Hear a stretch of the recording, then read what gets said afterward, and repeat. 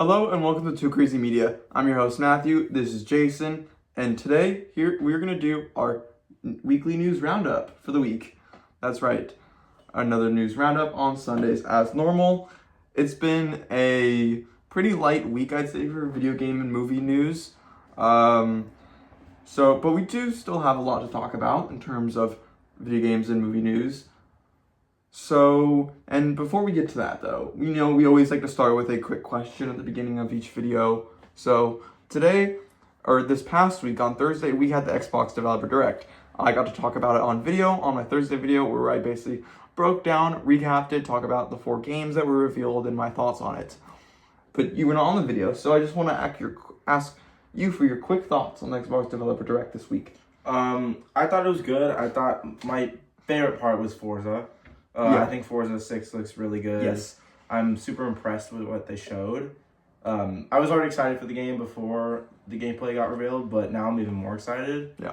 I think Japan looks great. I think the whole game looks great. And not just Forza, but I think that also Fable looks really good as well. And that's also a game that I'm very excited for and was impressed by. Yeah. I think, like I had said on the video, it was probably the best Xbox Developer Direct we've had yet. Mm-hmm. All the games look great. Forza, cannot wait. Fable might have been my game of the show. I mean, like, that just blew me away. So yeah, I think it was a great show. Mm-hmm. But yeah, now we're gonna get to the news. Quick disclaimer before we get to that: both of us are kind of recovering from a cold we've had for the past week. So if we at any time sound weird or cough, that's why. So yeah, so just bear with us through that as we are kind of just recovering from a pretty annoying cold we've had for a few days now. So yeah, super excited to talk about the news, kind of be able to just look on to some happy stuff and just look at some news. And maybe some of these news aren't that happy, but it's a nice way to just kind of talk about some of the stuff we're interested in. So let's get to the first news story. And that is that Ubisoft has had a major restructuring, with many games being canceled and delayed. This is coming from Tom Phillips over at IGN. Ubisoft has announced a sweeping company restructure that will result in the cancellation of 6 games, including its Prince of Persia: Sands of Time remake, and the delay of a further 7 titles. 2 Ubisoft studios will be closed completely as a result of the changes, while others are subject to further layoffs. Of the half-dozen games that have been fully scrapped, Ubisoft is only publicly naming one today. It's the long-awaited Sands of Time remake that was rebooted once already. Ubisoft's core focus going forward, the company has said, will be on open-world games and live services. Alrighty. This is not great. No, I think this is one that I wouldn't say is expected, but I think people were kind of expecting more negative news for Ubisoft. Mm-hmm. They while they had a pretty good year last year, they didn't have exactly the year they wanted to have, and they're going through some tough times at the moment. So this doesn't come as too of a surprise. It's just the what they did kind of sucks. It's really tragic getting rid of so many teams and kind of this huge restructuring. Developer Ubisoft had come out and said that Prince of Persia was doing well. It was taking too much time and costing too much money to the point where it just wasn't beneficial anymore. Mm-hmm. Which kind of sucks because that has been rumored to come out soon for a while now. It's also sad that a lot of games were delayed. So like the Black Flag remake or resync that was supposed to come out in the next few months most likely will be delayed probably to like November, end of the year. So, and obviously, like we talked about last week, layoffs always suck. They're never good. It's always a terrible thing and it's just horrible. It's so sad. I really do hope all the developers that have been laid off can land on their feet and hopefully find work in the time soon. Any thoughts on this? Just real tragic. It's unfortunate. I think it's sad that Prince of Persia was just completely canceled. And Yeah. like the Assassin's Creed Black Flag remake was just delayed and just not, it sucks. Yeah, Ubisoft's the whole new thing is that they've kind of structured every project and stuff into their like 5 different creative houses. And it's kind of this weird thing where the creative houses are like independent business units. It's a little bit confusing. It'll be a little while until we truly understand how these kind of work at Ubisoft. But the first studio, Vantage Studios, that's like the number one highest priority creative house. And it encompasses the development of Ubisoft's, what they say the 3 biggest brands are, which is Assassin's Creed, Far Cry, and Rainbow Six. So they're going to focus on that. Then Creative House 2, the second one, Command, will be dedicated to the shooters. So The Division, Ghost Recon, and Splinter Cell. It means that they're still working on the Splinter Cell remake, which they've been working on for like 7 years now. Who knows when we're finally going to get a reveal for that? Who knows if that's even going to come out? I'm a little unsure if that's even going to come out now. I can see that being canceled the next few months. That's another one, like the Prince of Persia remake that's just been in development hell. Creative House 3 will focus on live experiences, including For Honor, The Crew, Riders Republic, Brawlhalla, and Skull and Bones. Which is funny that they cancel a bunch of games but still keep Skull and Bones. Yeah. I don't know why, honestly. Yeah. Since Prince of Persia is way more popular. I feel like than Skull and Skull and Bones has just been slandered. Yeah. And I even tried it out when it came out. It was not a good game. I did not have fun with it. So that's interesting.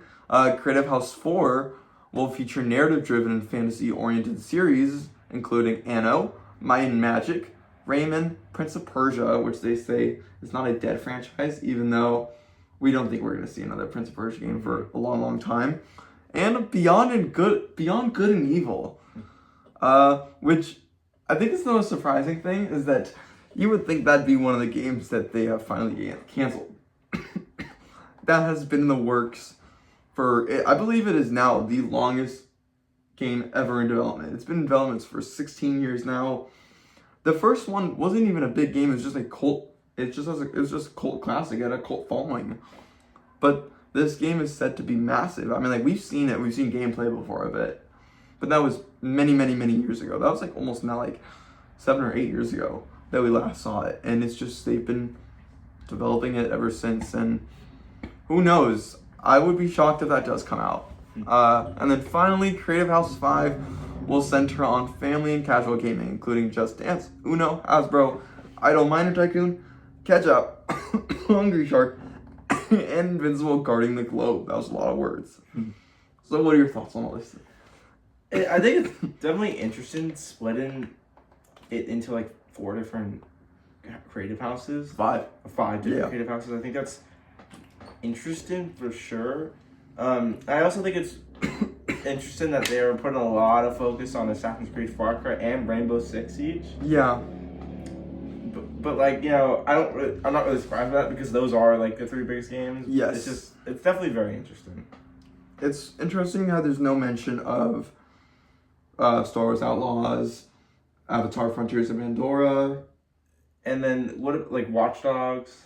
Oh yeah, well we know Watch Dogs is dead. Yeah, I sadly. think that's the unfortunate thing. That's not dead. even mentioned here. Yeah. But yeah, I think this just means that they're done with licensing IP from other brands. I think they're going to stick, at least for now, to their own IP. So Assassin's Creed, Far Cry, like you said. So yeah, I think overall this will be interesting. It's going to be interesting to see kind of what more happens to Ubisoft this year. I would not be shocked if this is not the end of more sort of bad Ubisoft news. I think what's going to happen is probably more layoffs soon, which is terrible, horrible. It should never come down to layoffs. And also, sadly, I wouldn't be shocked if they're doing this also more slimming it down to creative houses to sell each creative house to different studios. They're probably going to start selling off IP. I wouldn't be shocked if, I don't know, in a few months, Xbox says, hey, we want to buy your Creative House 3 so we can get the license to The Crew. Or, hey, we want to buy your Creative House 2 so we can get the license to The Division, Ghost Recon. Or Sony comes around and says, hey, we want to buy off your Vantage Studios so we can get the license to, so we can own Far Cry and Assassin's Creed. Like, I think that is what they're doing here with that, which is a little tragic, especially for the developers behind that, who, especially when this consolidation happens and companies get bought by other companies. A lot of times we do see layoffs, sadly, and that's just such a tragic thing about it. So yeah, I think it'll be interesting to see what will happen with Ubisoft. And it's tragic, it's weird. I find the keeping Beyond Good and Evil 2 alive is very strange and interesting. But I guess we'll see. Yeah. Any thoughts for any hopes for Ubisoft this year? Or? No, I just think it's really funny, like you said, with Beyond Good and Evil 2, that they cancel a game that probably was close to releasing and then don't cancel a game that's been in development for a very long time. It's just pretty funny. Yeah, that's a weird one. But how about we move on to the second topic of the week, and that is Capcom is rumored to reveal a Resident Evil Code Veronica this year. It feels like every week now we're talking about something Resident Evil. Yeah. Usually lately it's been Requiem, which we've talked a lot about Requiem lately. But now we're talking about Code Veronica. This is coming from an IGN article written by Tom Phillips. Capcom is expected to reveal its all-new Resident Evil Code Veronica remake this year, according to a fresh report. Previous reporting had pinned the still-announced Code Veronica remake for a 2027 release, following next month's launch of Resident Evil Requiem. Now noted Resident Evil leaker Dusk Allen has said fans should expect a first look at the Code Veronica series, Code Veronica remake, later in 2026. IGN has previously verified that a new version of the game is indeed in development, while MP First has claimed that the game currently sits in a Q1 2027 launch window. What are your thoughts? I think this is a very good call from Capcom. Yes. I think that, usually their pattern is do a mainline game and then do a remake. Yes. So I think we all expected that after RE9, we would get another remake. And, after getting 4, I think most people were like, well, we're going to get 5. But I think that they want to focus on not only remaking an older game, because Code Veronica is way older than 5. Yes. But also, it'd be their first time they remake a non-mainline game. Yeah. And Code Veronica is easily the biggest non-mainline game.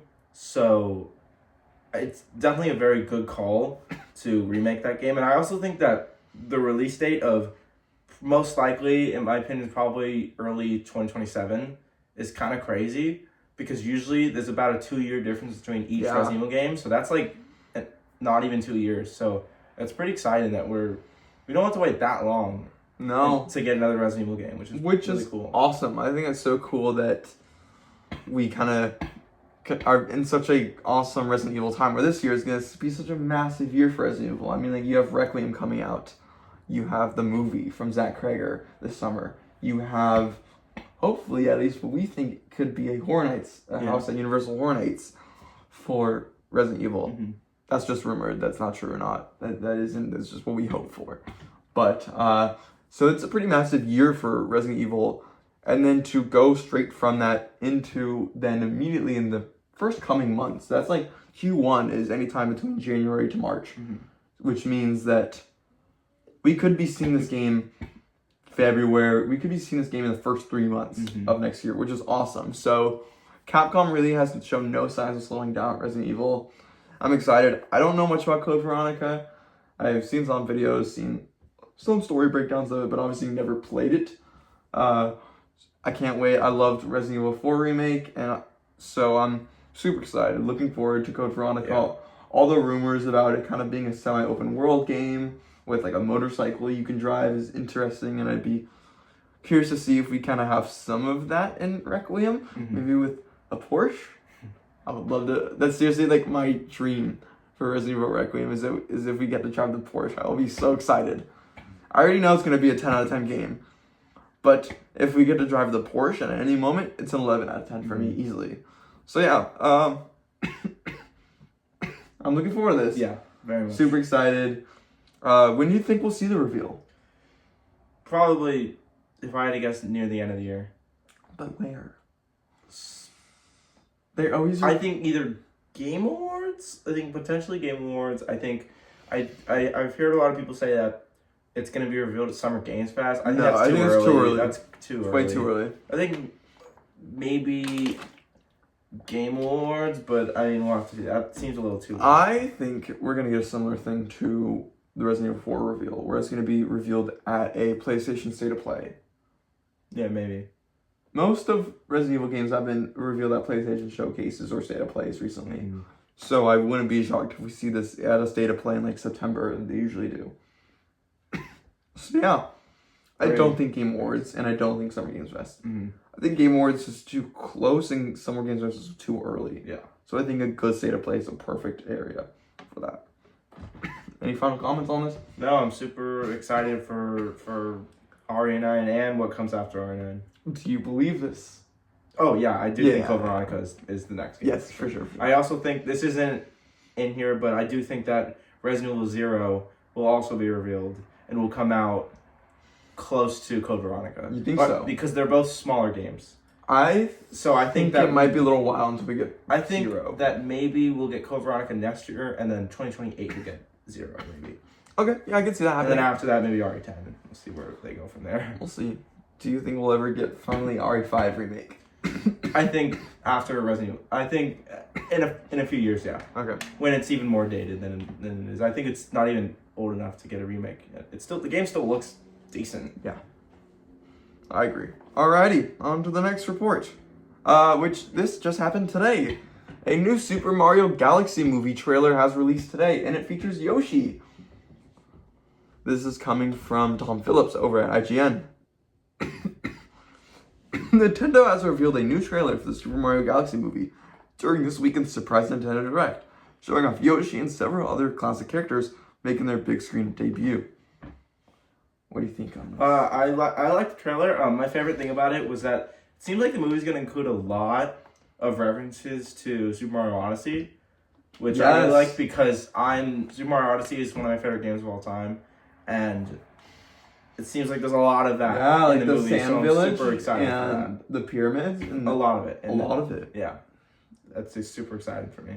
No, I watched the trailer this morning when it came out. It looks awesome. I cannot wait. I really, really, really enjoyed the first Super Mario movie that came out a few years ago. And I think this movie is also going to be great and a massive success. I'm like, it looks amazing.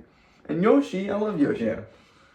It's a great trailer. Do you think it's going to hit 1 billion again? Yeah, I think so. Do you think it'll make more than the first one? I don't know. That's a hard one. I think maybe it might make close to the same amount. I'm not sure. Yeah. I think it's going to definitely hit 1 billion. Mm-hmm. And I'm going to go out on a limb and say it's going to make more. I think it's going to make a lot of money. I think this movie is going to honestly be better than the first one. I see a lot of potential in this film. It looks awesome. From everything we've seen so far, it looks great. Alrighty. The next one is pretty big. Yeah. So, the Oscar nominations for this year have come out. I think it'd take too long to kind of go through all the nominate categories and go through all the nominations, so we kind of just want to talk about the big ones and some of the big snubs, the big nominations, the big surprises. So yeah, let's talk about some big news for the Oscars. So, I think, should we start with just giving what the nominees are for Best Picture? Sure. That is always the biggest award of the night. So the nominees for Best Picture are Begonia, F1, Frankenstein, Hamnet, Marty Supreme, One Battle After Another, The Secret Agent, Sentimental Value, Sinners, and Train Dreams. What are your thoughts about this? I think these are good nominations. I haven't seen all the movies on this list, but I have seen I've seen a few of them, and out of all the movies on this list I've seen, I like all of them. I've seen about half of them. All the ones I've seen I think are great. Sinners, personally, is what I'm rooting for. That's my movie of the year. Agreed. I really hope that wins. Yep, same. Yeah. As many of you may know if you've seen my video a few weeks ago on my top 10 movies of last year, one of my favorite films is F1. That was my second favorite movie of the year, behind Sinners. And so to see it get nominated for Best Picture is awesome. I know it's been a big topic online. A lot of people kind of being angry about F1 being nominated for Best Picture. But I kind of disagree with all that. I think that F1 is really, really good, and I think it deserves it.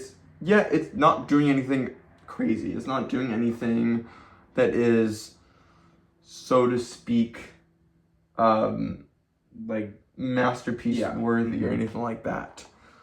But a movie doesn't need to be nominated for Best Picture. It can just be a really, really good movie that had a lot of buzz at the box office, which it did very well at the box office, had a lot of buzz just in the film community, was reviewed very well, and just very well loved. And F1 is that. It may not be an industry darling or a indie masterpiece, but it's a great movie and deserves to be nominated. That's kind of my take on it, is that I'm glad it's nominated. I think it's a great film. It's amazing.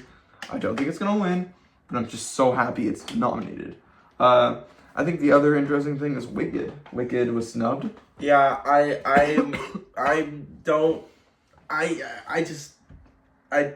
don't like the Wicked snub. I think the first one was better, but I really do like the second one.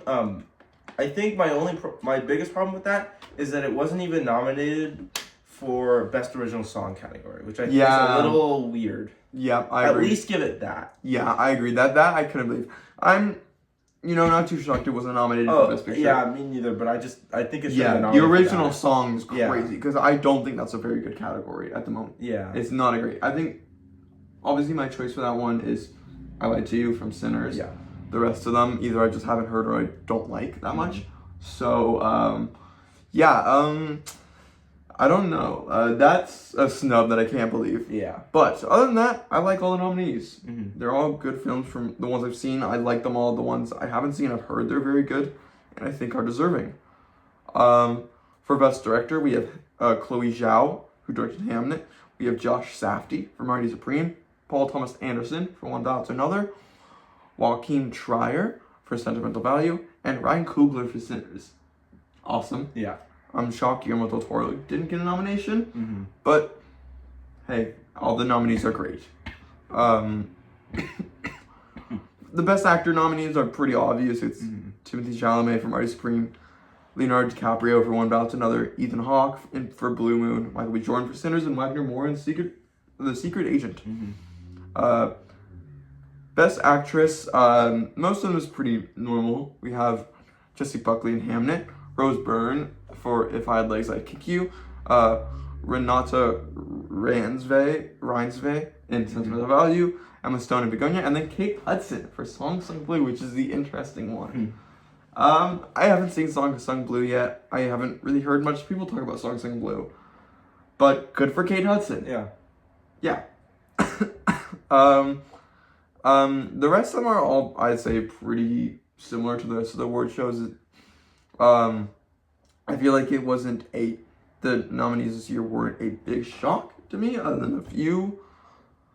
So yeah, any final thoughts on the Oscars? Anything you're looking forward to? Any movies you really want to win? Any movies you wish were nominated? Any actors you thought were snubbed? Like I said, Sinners I'm rooting for. Yes, I think that, and most people agree that Wicked was snubbed a little too much. And yeah, I'm excited for the Oscars. I wish some things got nominated. I'm pretty happy with the nominations overall. Yeah, I do believe that One Bout to Another will win, which is a great film. I saw it. It was very It's very deserving of that award. It's a very, very good movie with a very current topic in the film that I think is a very important topic to have in a film, and very powerful topic. And I think that is very important, and I think that could propel it to win, which I think is great. I think it's a great film and deserves the win. Obviously, I prefer Sinners just because that is my movie of the year. But One Bout to Another isn't a bad choice. And honestly, none of these nominees are a bad choice. They're all great films. I think this isn't really a bad year. A lot of people try to find their villains each year with the Oscars each year. There's always a villain. Like last year we had Emilia Perez.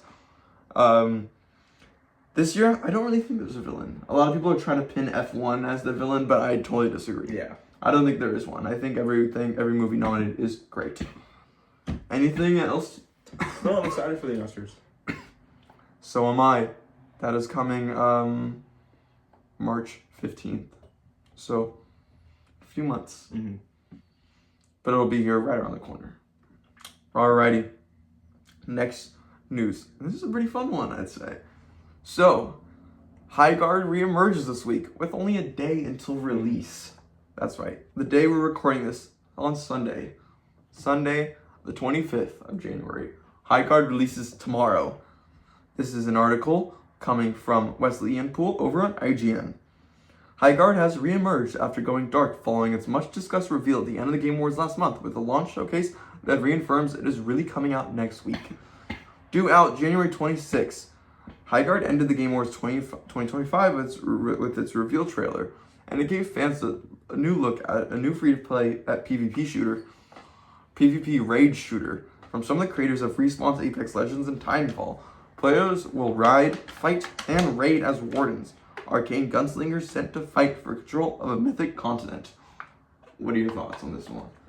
I think it's just a really weird situation because, High Guard, a lot of people are disappointed with it being the last reveal for the Game Awards because, it's kind of a free-to-play PvP shooter. PvP raid shooter. It's just, raid, yeah. Which I do not know what that means. I don't think anyone knows Yeah, what that it's kind of just like a genre that people just don't really want anymore. I don't even know what the genre is. Yeah, honestly. And people just kind of made that clear. And I do think it was very weird. It was a weird choice to have that as the final reveal of the Game Awards. And they haven't spoke on it since, and they just did a day before it comes out. Yeah. It's pretty weird for sure.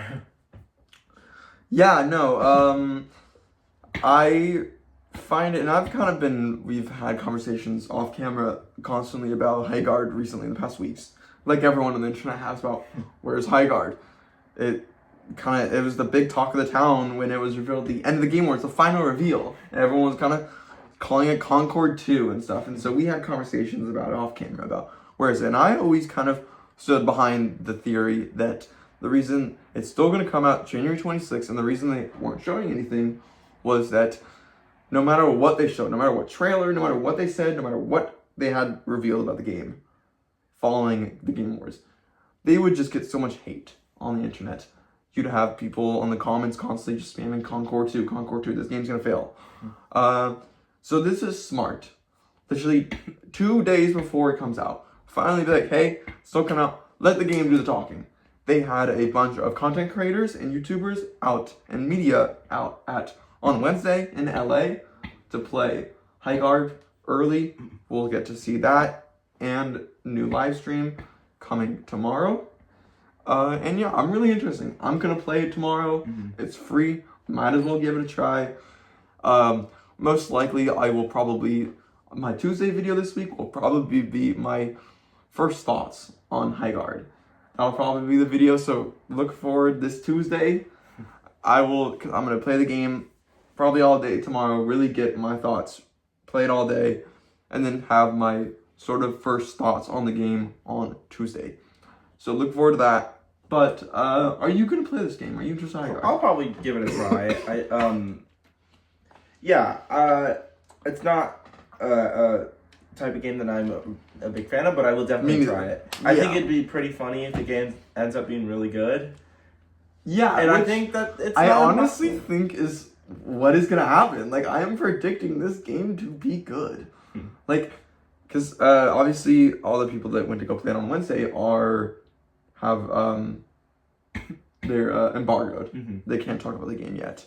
They're under NDAs. But with how Jeff Keighley has talked about it, both at the Game Awards and just in the following days, the past few days on Twitter, how he's talked about it and saying, you guys are going to be proven wrong on Monday. So many, even a bunch of YouTubers and content creators have come out and said, hey, can't say much, but y'all are wrong. Like, this game is good. Like, so many people have come out and, like, tweeted and said, this game is really, really good. Like, we judged it too much. So I'm really interested. I can't wait to try it out. I've said on this channel before, I'm not the biggest multiplayer guy. I don't really like PvP raid shooters. I don't know what it means. I don't think anyone knows what a PvP raid shooter is. So I guess I'll find out. But I'm looking forward to it. I'm going to give it a try. I'm going to play it. Mm-hmm. So yeah, should be interesting. And look forward to that first thoughts on Tuesday. But yeah, High Guard is back. Kind of. Well, yes, it is back. Alrighty, next news report. Bungie has announced a release date and the voice cast for Marathon. This is coming from Marcus Stewart over at Game Informer. Bungie's multiplayer extraction shooter Marathon has a new trailer revealing the game's long-awaited release date. You can mark March 5th on your calendar as the date when you'll begin your trip to the planet Tau Ceti 4. Alrighty, and they also revealed additionally, Marathon's extensive voice cast has been revealed, and it includes the talents of Samantha Baird from Baldur's Gate 3, Jennifer English, Ben Starr, and Neil Newbon. The cast also features Kezia Bajos, Beau Bridgeland, Rai Chase, Roger Clark, Darren DePaul, Dave Fenoy, Nika Futterman, Morla Gorondona, Raina Guthrie, Donna Hughes, Keston John, Som Kapila, Rich Keeble, Elliot Knight, Erica Lindbeck, Peter Michael, Vren Mackay, and a ton more. Yeah. What do you think? Are you looking forward to Marathon? I had no hype for this game, if I'm being honest. But this voice cast is pretty intriguing. I will say there's a lot of really good voices in here. And yeah, it's definitely interesting for a multiplayer game to have a cast crazy like this. voice cast like this. It's very interesting. I mean, Jennifer English, Ben Starr, Neil Newbon, Roger Clark, like a crazy cast. I'm also not too looking forward to this game. I don't know if they said that there's gonna be a free trial weekend the weekend before it comes out, so anyone can play with the game. So I think I will try it the weekend before it comes out. That will determine if I get it or not, because right now I'm thinking about probably not getting it. But if I do enjoy it, then maybe. I'm not a big extraction shooter guy. I'm not a big multiplayer person, so extraction shooters aren't really my thing. So yeah. Yeah. Any comments on this or? No, I agree. It's definitely not my kind of game. Do you think Marathon will do well? I think we need to see more, but I think it might have the high guard issue that people just don't want this kind of game anymore. Especially with Arc Raiders. Arc Raiders kind of taking over. Who knows how it will do in comparison to Arc Raiders, which I think even by March 5th will still be the juggernaut that it is right now. Alrighty, only a few more news reports to go. Alrighty, Battlefield beats Call of Duty for the first time in the yearly video game selling charts. This is coming from Ari Notice over at Polygon. Battlefield 6 finally unseats Call of Duty as the best-selling game of the year. The Battlefield has been won. Battlefield 6 was the best-selling game of 2025 in the United States, according to data from the market research firm Circana. This marks the first time ever that a new Battlefield entry has been the best-selling game of the year, an honor that typically goes to its chief competitor, Call of Duty.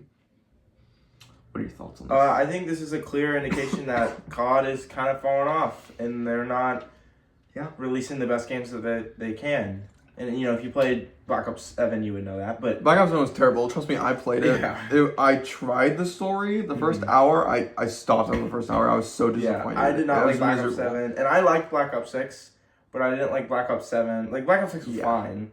It was a good one. I liked the story, and the multiplayer was good. Yeah. But Black Ops 7 just Black Ops 6 is really good. Yeah, Black Ops 6 is good. Black Ops 7 is not it. But Battlefield 6 was actually really fun. Oh my god, Battlefield 6. The multiplayer was some of the most fun multiplayer I've had in a while. Yeah, if you watched my video from a few weeks ago on my favorite games of last year, one of my favorite games was Battlefield 6.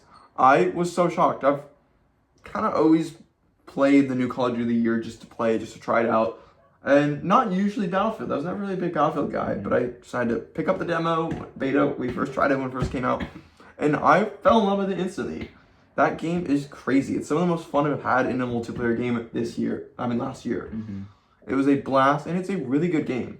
And I think it's awesome that it is the highest selling. I think this, Respawn are crazy. It's, again, so sad what happened to Vincent Pella. Rest in peace. Condolences to his family and friends and everyone, but it truly just does show. It's crazy how he helped create Call of Duty and put it on the map, and then went to Battlefield and helped Battlefield finally beat Call of Duty, which is crazy. I mean, like, that truly does cement him. I'm like, he was always one of the greatest.